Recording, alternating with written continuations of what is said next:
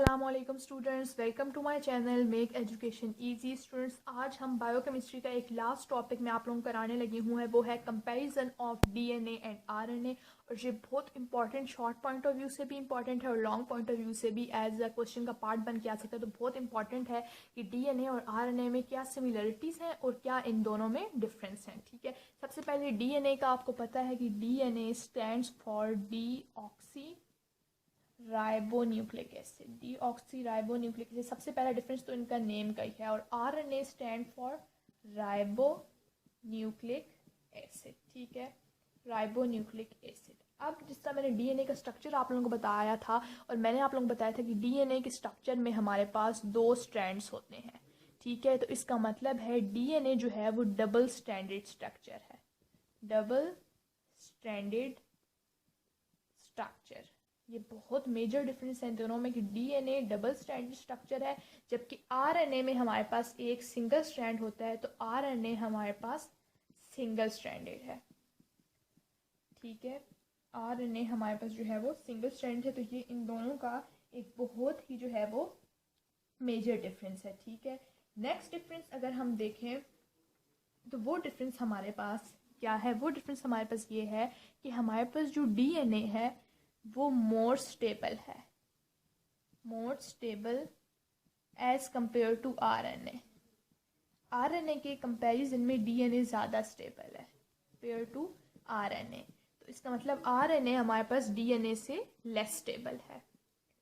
ठीक है, less stable. और आप लोगों को एक बात तो पता है कि स्टेबिलिटी किसी भी चीज़ की स्टेबिलिटी और रिएक्टिविटी, इनका आपस में स्टेबिलिटी और रिएक्टिविटी का इन्वर्स रिलेशन होता है। यानी अगर कोई चीज़ स्टेबल कम है तो रिएक्टिव ज़्यादा होगी, रिएक्टिव कम है तो स्टेबल ज़्यादा होगी। जिस तरह डीएनए हमारे पास स्टेबल ज़्यादा है, मोर स्टेबल है आरएनए की निस्बत। अगर स्टेबिलिटी इसकी ज़्यादा है डीएनए की तो ये रिएक्टिव, तो ये लेस रिएक्टिव होगा। ठीक है, इसकी रिएक्टिविटी आरएनए की निस्बत कम होगी। जबकि जहाँ पे हम देख सकते हैं कि हमारे पास आरएनए लेस स्टेबल है, इसकी स्टेबिलिटी कम है तो इसलिए ये रिएक्टिव ज़्यादा होगा, जबकि डीएनए लेस रिएक्टिव होगा तो इसकी रिएक्टिविटी हाई होगी, यानी ये हाई रिएक्टिव।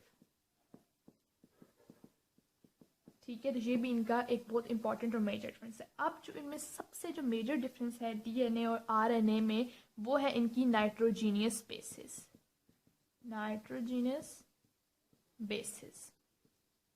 ठीक है, दोनों में हमारे पास नाइट्रोजीनियस बेसिस की जो अमाउंट है, जो तादाद है हमारे पास वो जो है वो सेम ही है। जैसे हमारे पास जो है वो गुआनिन, थायमीन, साइटोसिन। ठीक है, तो हमारे पास इनकी जो मतलब रेशो है इनकी बेसिस की, नाइट्रोजीनियस बेसिस की, वो सेम है। ठीक है, लेकिन एक डिफरेंस है दोनों में, वो मैं आपको बताती हूँ। सबसे पहले हम इसकी जो है नाइट्रोजीनियस बेसिस डीएनए की लिखते हैं। तो इसमें हमारे पास कौन कौन सी आएंगी? एडेनिन, एडेनिन, ठीक है, थायमीन, ठीक है, साइटोसिन और गुआनिन।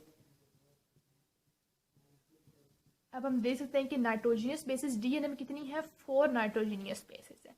सिमिलरली हमारे पास नाइट्रोजीनियस बेसिस आरएनए में भी 4 हैं। ठीक है, एडेनिन भी हमारे पास है आरएनए में, एडेनिन भी है। ठीक है, उसके अलावा हमारे पास साइटोसिन भी है। ठीक है, उसके अलावा हमारे पास गुआनिन भी है। और जो मेजर डिफरेंस है वो यहाँ पे है कि डीएनए में हमारे पास जो थायमीन होती है नाइट्रोजीनियस बेस, ठीक है, एडेनिन के बाद हमारे पास डीएनए में जो बेस है मेजर वो है थायमीन। जबकि आरएनए में हमारे पास थायमीन रिप्लेस हो जाती है एक और नाइट्रोजीनियस बेस को, जिसका हमारे पास नेम है यूरासिल। ठीक है, तो आप इनके डिफरेंस में ये भी लिख सकते हैं कि DNA contain the nitrogenous base that is thymine, while in RNA thymine is replaced into uracil. ठीक है, तो ये भी हमारे पास जो है वो बहुत इंपॉर्टेंट का पॉइंट है। सबसे मेजर डिफरेंस इनमें एक स्ट्रैंड्स का है और एक ये है। उसके अलावा अगर हम एक और इसका डिफरेंस देखें तो डीएनए में हमारे पास जो शुगर है, ठीक है, जो पेंटा शुगर होती है 5 कार्बन शुगर, वो है हमारे पास डीऑक्सीराइबोज शुगर। डीऑक्सीराइबोज शुगर, क्योंकि ये डीऑक्सीराइबोन्यूक्लिक एसिड है, इसमें डीऑक्सीराइबोज शुगर है।